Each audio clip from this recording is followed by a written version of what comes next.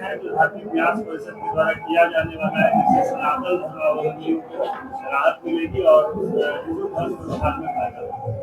देखिए, सबसे पहले हमारे सामने जितने भी मीडिया बंधु बैठे हैं, उपस्थित हैं, उनको मैं सादर नमस्कार, आभार उनका प्रकट करता हूं।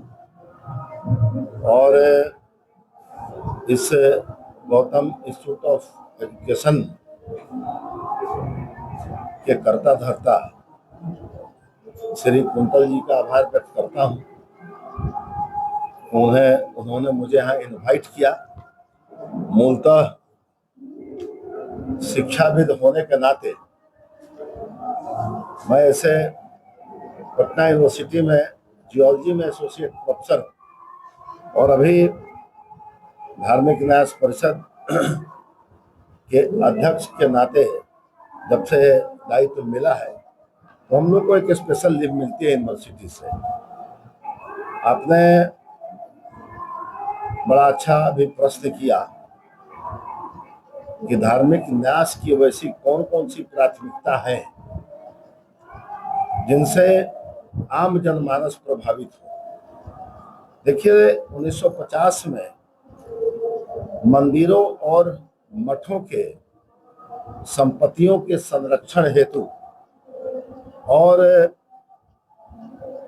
धार्मिक गतिविधियों के बेहतर संचालन हेतु संवैधानिक रूप से धार्मिक न्यास का गठन किया गया था। और आज बिहार में धार्मिक न्यास परिषद के अंतर्गत लगभग 4,500 मठ, मंदिर और धर्मशालाएं पंजीकृत हैं। और जैसा कि मुझे भी सूचना है कि केवल इस छपरा जिले में हमारा लगभग 115 मठ, मंदिर और धर्मशालाएं रजिस्टर्ड है धार्मिक न्यास के अंतर्गत। और लगभग 150 से ज्यादा मठ, मंदिर निबंधन की प्रक्रिया में, निबंधन की कुछ प्रक्रिया होती है, तो उस प्रक्रिया में है। तो जैसे देखा जाए तो छपरा में भी हमारे 115 मठ, मंदिर निबंधित हैं। आपका सुप्रसिद्ध आमी मंदिर है, वह भी हमारे धार्मिक न्यास के अंतर्गत निबंधित है। धार्मिक न्यास का जब मैंने पदभार संभाला, इसके पहले भी मैं वहाँ लगभग 5 वर्ष में सदस्य था। बिहार विधान परिषद का भी सदस्य उस समय रहा करता था। तो हमने एक ऑब्जर्व किया, धार्मिक न्यास का दायरा पूरे बिहार में बहुत ही व्यापक है। पूर्व में चूंकि यह विधि विभाग के अंतर्गत आता है, तो पूर्व में हमारे विधि मंत्री श्री प्रमोद कुमार जी हुआ करते थे, अभी माननीय विधायक हैं। उन्होंने एक अभियान चलाया था कि धार्मिक न्यास के अंतर्गत जिला सह मठ और मंदिरों की कितनी भूमि है। एक बड़ा अच्छा वो अभियान था।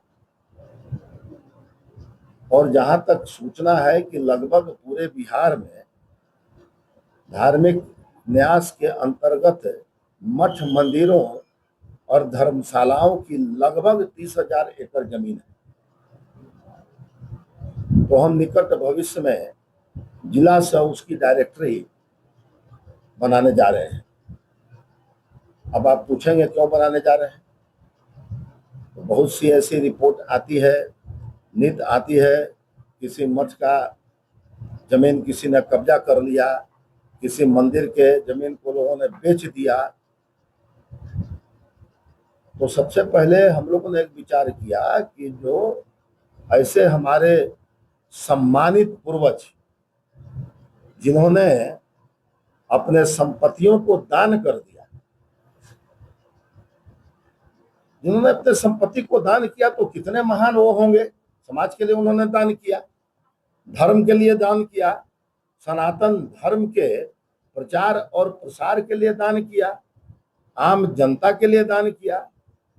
और उसका यदि अतिक्रमण होता है तो हमारा फर्ज बनता है कि हम वैसे अतिक्रमणकारियों से धार्मिक न्यास के जमीन को हम लोग मुक्त करें और कंस्ट्रक्टिव एक्टिविटी चलाएं। अब क्वेश्चन है कि कंस्ट्रक्टिव एक्टिविटीज क्या होती है। तो हम लोगों ने जो विचार किया कि हमारा काम केवल धार्मिक न्यास परिषद का काम केवल फैसले करने का नहीं है। कोई विवाद हमारे सामने आ गया, हम बैठे, हमने फैसला किया, तो हम वहीं तक सीमित नहीं है। हमारा और भी काम है समाज में। हमारे पूर्वजों ने जो इतना बड़ा बड़ा एसेट मठ और मंदिरों को दान किया, तो उन्होंने दान इसलिए किया कि समाज में बेहतरी हो, समाज में शिक्षा का अलग जगह, समाज में सामाजिक कार्यों के प्रति रुचि हो, समाज में सबसे बड़ी बात आध्यात्मिक कार्यों के प्रति रुचि हो। ये एक थीम समझ के लोगों ने इतनी बड़ी बड़ी संपत्तियां दान कर दी।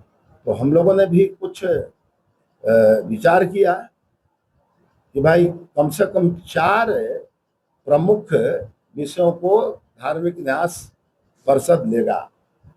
तो पहला क्या है? तो पहला कि कोई मठ है, मंदिर है, तो वो अपना एक एरिया निर्धारित करे और एरिया निर्धारित करके उस एरिया में, उस क्षेत्र में आध्यात्मिक गतिविधियों को खूब चलाए। अब प्रश्न उठता है कि क्या चलाए। तो आपने देखा होगा कि पहले हर पूर्णिमा, हर अमावस्या को प्रत्येक घर में सत्यनारायण भगवान का पूजन होता था। प्रत्येक घर में अमावस्या के समय में माँ भगवती की पूजा होती थी। अभी कम हो गई,